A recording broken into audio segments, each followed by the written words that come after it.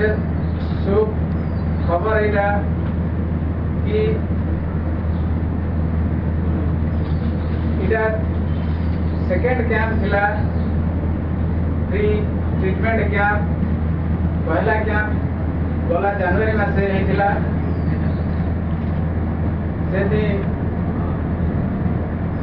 82 जन ट्रीटमेंट नहीं पारी इने और दिन अवेयरनेस लगी जन क्लास भी होता बहुत बढ़िया होता बहुत इम्प्रेसिव होता कार्यक्रम ई कैमरा टिके जिस्ट रिपोर्ट देमी कि ई कैंप ये मासर 1 तारीख आरंभ होता आज 7 तारीख रे सरुचे इधर से राष्ट्रीय प्राकृतिक चिकित्सा प्रतिष्ठान Pune national institute of naturopathy Pune द्वारा स्पॉन्सर है आउ ये 7 दिनिया camp free naturopathy camp Prabhu Balaji naturopathy and yoga centre वर्ष को 4टा कैंप पाइबा और पूरा इतार सम्बलपुर भाई बहन मैंने इतार लाभ उठे पारे ई कैंपटा पूरा रेस्पिरेटरी डिसऑर्डर्स श्वास संबंधी रोग रो चिकित्सा लगी आ तार सचेतनता लगी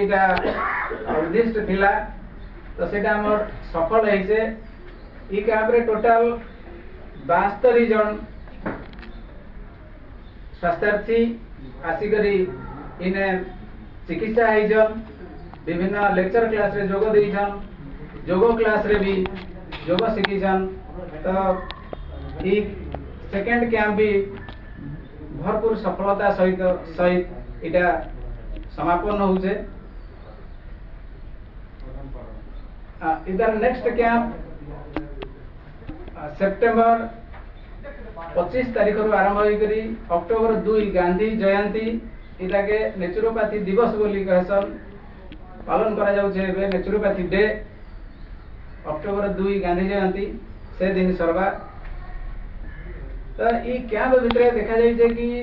गला कैंप खानो ई कैंप रे जेतकी आसीथिले सेमानकर एकदम भलो भाव रे ट्रीटमेंट ही करिसे और से माने पूरा लागी करी रही थिले निजर ट्रीटमेंट लगी आ गला थर अपेक्षा इथर आग्रह अधिक बढ़ी छे तो ये प्राकृतिक चिकित्सा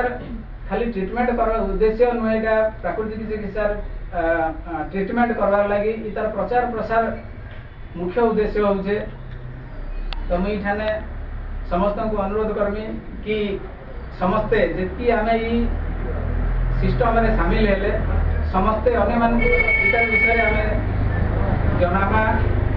तो इतार प्रमोशन और प्रोपागेशन भी हो पारबा तो समस्ते लाभ उठे पारे आपण माने जेंदा जानि छन कि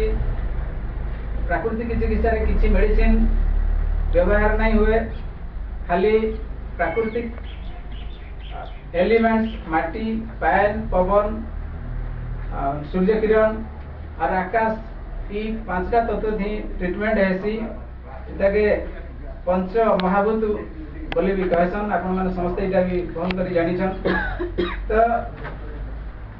इटा एते सुंदर सिस्टम अछि जेन माने इठाने